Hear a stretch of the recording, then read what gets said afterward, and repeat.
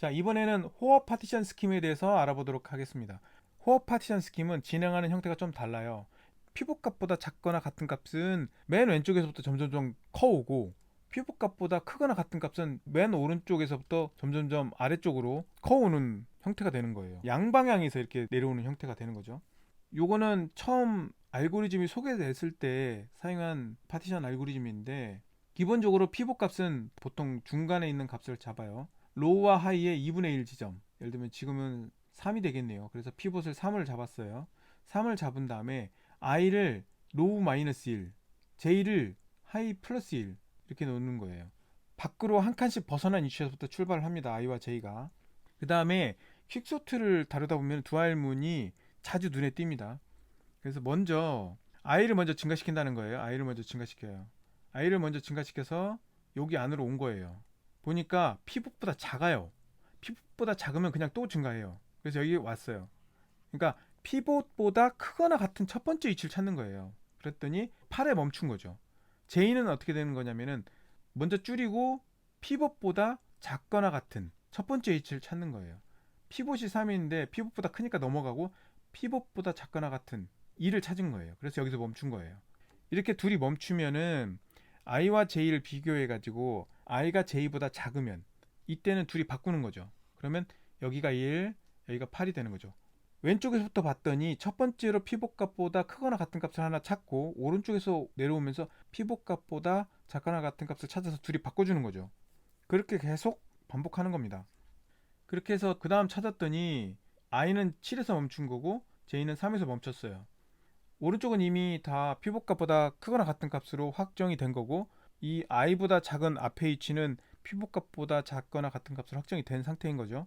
이 둘을 또 바꿔야 되겠죠. 왜냐면 i가 j보다 작으니까 둘이 바꿉니다. 이제 여기서부터가 중요해요.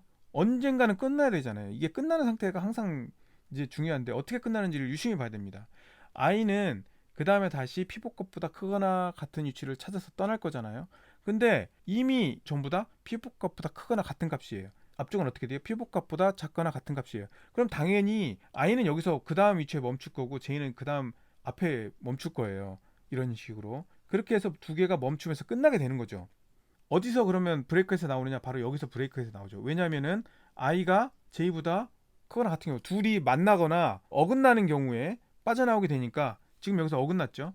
어긋난 상태에서 둘이 나오게 되는 거죠. 그렇게 되면 로우에서 j까지는 피봇값보다 작거나 같은 위치가 되는 거고, j 플러스 1, 여기서는 i지만 j 플러스 1로 표현한 이유가 있습니다. j 플러스 1부터 하이까지는 피봇값보다 크거나 같은 값으로 모이게 되는 거죠.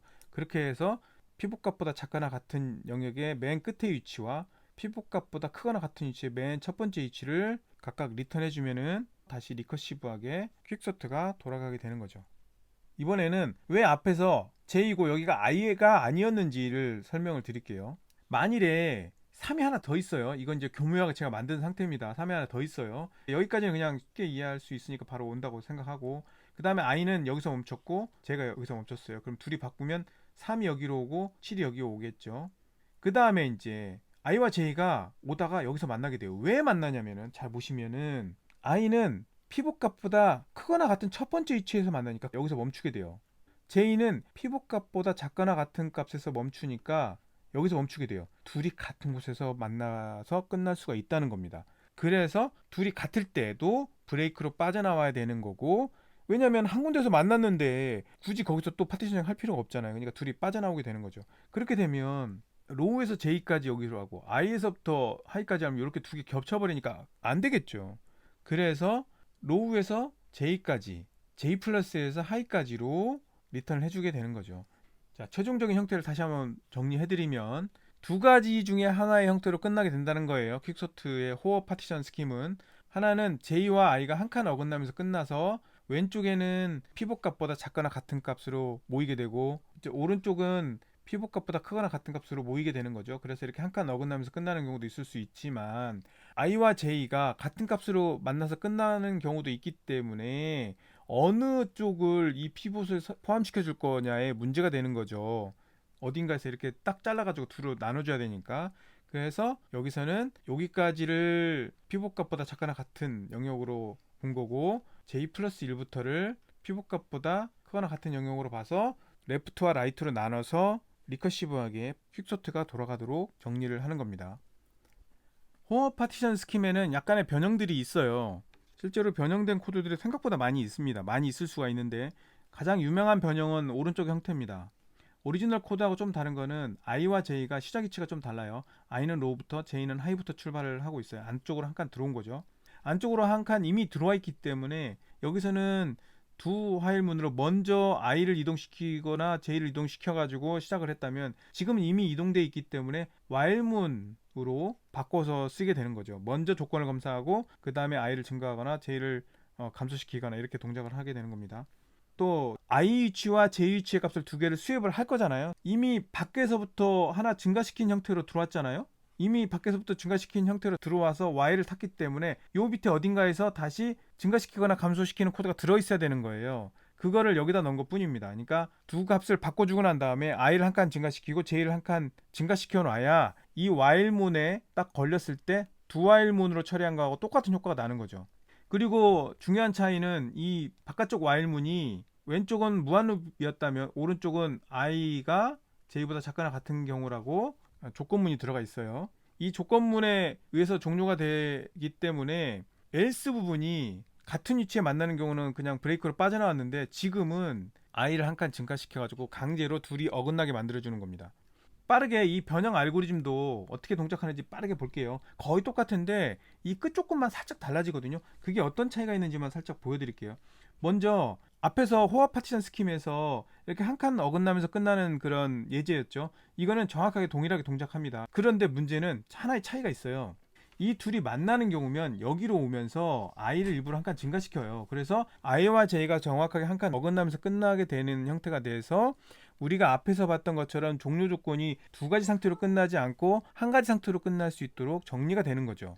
그래서 이 조건이 있는 겁니다. 이 조건. 왜냐하면 둘이 어긋나서 끝나게 만들려고 이렇게 같을 때도 계속 돌게 만들어준 거예요. 네, 이렇게 항상 어긋나면서 끝나게 된다. 요거 기억하시면 될 것 같아요. 그런데 진짜 주의해야 될 게 하나 있습니다. 인터넷에 돌아다니는 수많은 코드들의 버그가 바로 이 부분에 있습니다.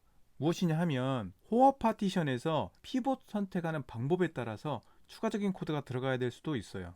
예를 들어 볼게요. 맨 앞에 있는 값을 선택하거나 맨 뒤에 있는 값을 피봇으로 선택하는 경우가 있을 수 있죠. 아까 로무투 스킴처럼 그렇게 선택하는 경우도 있을 수가 있어요. 이렇게 약간 하이브리드하게. 그런데 그렇게 내가 파티셔닝을 하는 범위 안에 있는 숫자가 아닌 피봇을 선택할 때는 이 while문 안에 조건이 들어가야 돼요. 조건이. 왜냐면 i와 j가 의도치 않게 i가 이렇게 벗어나 버리고 j가 여기를 벗어나면서 끝나는 경우가 생길 수가 있거든요.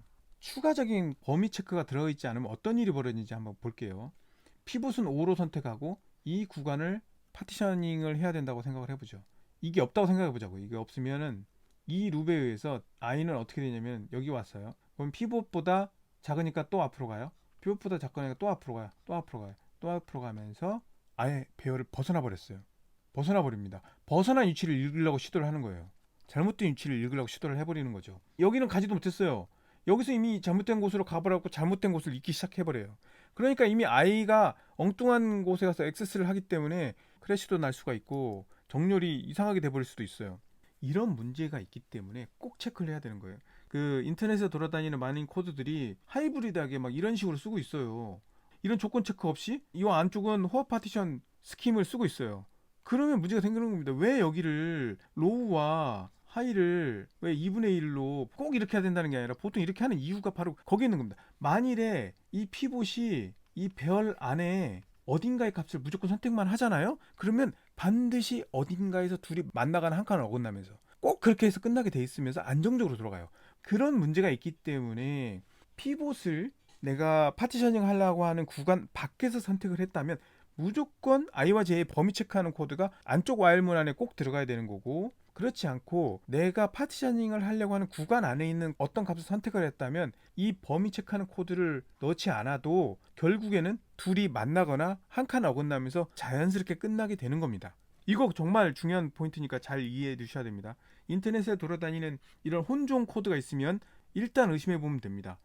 그러면 어떤 데이터로 테스트를 하면 이 문제를 가장 쉽게 찾을 수 있을까요? 그냥 역으로 정렬된 코드라고 보시면 돼요. 5, 4, 3, 2, 1 이렇게 데이터를 만들어 가지고 인풋으로 넣어 보시면 이 코드가 문제가 있구나 라는 거를 빠르게 확인할 수 있어요. 그래서 파티셔닝 하는 범위 안에 있는 값을 선택하거나 범위를 벗어나는지 검사하는 코드를 꼭 넣어야 된다. 자, 이번에는 피봇 선택 방법에 대해서 생각을 해보도록 하겠습니다. 일반적으로 가장 쉽게 생각할 수 있는 거는 맨 앞에 거 또는 맨 뒤에 거. 그러니까 주어진 배열이 완전 랜덤 값으로 채워졌다 그러면 맨 앞에 값이나 맨 뒤에 값을 선택해도 문제가 없을 수 있겠죠. 그래서 책들에서 랜덤 값으로 채워졌다 가정을 하고 맨 앞 값이나 맨 뒤에 값을 설명하는 경우도 많습니다. 또는 어떤 책에서는 아예 이 배열을 랜더마이즈 시켜놓고 시작하는 경우도 있어요. 이 값들을 막 셔플링 하는 거죠. 셔플링을 해서 맨 앞에 값이나 맨 뒤에 값을 선택해도 문제가 없도록 만들고 시작하는 경우도 있습니다. 근데 사실 셔플링을 하기 위해서 이 랜덤 값을 선택하는 것도 속도가 들어가거든요. 사실 그렇게 선택하기가 어려워요. 그냥 그거는 교과서적인 설명이라고 이해하시면 될 것 같고 실제로는 그렇게 쓰는 경우는 많지는 않습니다. 그 다음에 방법은 피봇 값을 아무거나 선택하는 거예요. 배열 안에 아무거나. 로우와 하이 구간 안에서 랜덤 값을 선택한 다음에 이게 모듈러를 취했으니까 0에서부터 하이 마이너스 로우 구간 안에 있는 값으로 나올 거고 거기다가 로우를 더해주니까 이무의 어떤 위치의 인덱스 값이 나올 거예요. 그 위치에 있는 값을 피벗 선택하는 겁니다. 의미가 있는 방법일 수 있고요. 그 다음에 방법은 뭐냐면 미들 값입니다. 미들 값. 중간에 있는 값을 선택하는 경우에요. 사실 이게 가장 심플하면서도 그렇게 나쁘지 않아요. 대체로 배열이 정렬되어 있는 형태에서 잘 동작하고 랜덤 값이 있는 경우도 잘 동작하기 때문에 그냥 무난한 방법입니다. 무난한 방법. 그래서 대부분의 코드들은 중간에 있는 값을 미들 값을 그냥 선택해서 쓰고 있어요. 그런데 좀 더 나은 방법을 선택할 수가 있는데 메디언 값을 선택하는 겁니다. 중간 값을 선택하는 방법인데 맨 앞에 값, 로우 위치와 하이 위치 그 다음에 중간 미들 값을 선택을 해가지고 이 세 개의 중간에 있는 값을 선택을 하는 방법이에요. 그게 좀 더 효과적으로 동작한다는 거고 진짜 우리가 쓰는 상용 알고리즘 예를 들면 C++에 있는 소팅 알고리즘에 이런 데서 쓰는 피봇을 선택하는 알고리즘은 투키스 나인서라고 하는 알고리즘을 쓰고 있어요. 그러니까 매드3의 매드3 매드3의 매드3라는 알고리즘인데 뭐냐면 앞쪽 구간에서 매드3를 하는 거예요. 앞쪽에서 로우와 일정 구간을 놓고 이 세 개의 값을 선택한 다음에 이 세 개의 중앙 값을 선택하고 미드 위치에서 앞뒤로 세 개를 선택해서 일정 거리만큼 세 개를 선택해서 그 다음에 또 중앙 값 선택하고 끝쪽 세 개에서 한 다음에 이렇게 나온 이 중앙 값들의 중앙 값을 또 구하는 거예요. 그렇게 구하는 방법이 굉장히 많이 쓰이는 방법이고 퀵서티 계열의 알고리즘이 상용 라이브러리에 구현되어 있다면 찾아보시면 대부분 이 방법을 쓰고 있습니다. 굉장히 유명하고 효과적으로 동작하기 때문에 많이 쓰고 있는 방법이고요. 이게 생각해보면 8개의 구간으로 나눈 거예요. 3개, 3개, 3개니까 9개를 선택한 건데 구간은 8개가 나오잖아요. 그래서 구간을 8분의 1로 나눈 겁니다. 8분의 1로. 8분의 1로 구간을 나눠서 구간의 경계 위치들만 뽑아가지고 메디언에 다시 메디언을 구한 형태가 되는 거죠. C++에서 쓰고 있는 스탠다드 라이브러리에서 쓰고 있는 피봇 선택 방법을 가지고 왔습니다. 얘가 어떻게 하고 있냐면은 N은 뭐 하이에서 로우 뺀 거에서 더하기 1 했으니까 이 정렬하려고 하는 구간의 크기죠. 그 다음에 이 중간에 있는 위치 미드를 놓고 N이 7보다 작은 경우는 그냥 미드 값을 그냥 리턴해 버리고 끝나는 거고 N이 7보다 큰 경우는 일단 기본적으로 매드3를 동작시키는 겁니다. 근데 거기에 N이 또 충분히 큰 값이 나오면은 다시 진짜 8등분을 해가지고 거기서 매드3들을 각각 해가지고 그 매드3에 매드3를 동작시키는 거예요. 이거 굉장히 많이 쓰이는 알고리즘입니다. 진짜로 쓰는 알고리즘이에요. 상용 알고리즘에서. 저 7과 40 값은 최소한 뭐 바뀔 수는 있겠죠. 조금씩 바뀔 수는 있겠지만 이런 어떤 스레시홀드 값들을 가지고 그 값보다 크면 매드3를 동작시키고 또 일정 크기보다 더 커지면 매드3로 매드3를 동작시키면서 상황에 맞게 효율적인 방법들을 선택해서 쓰고 있습니다.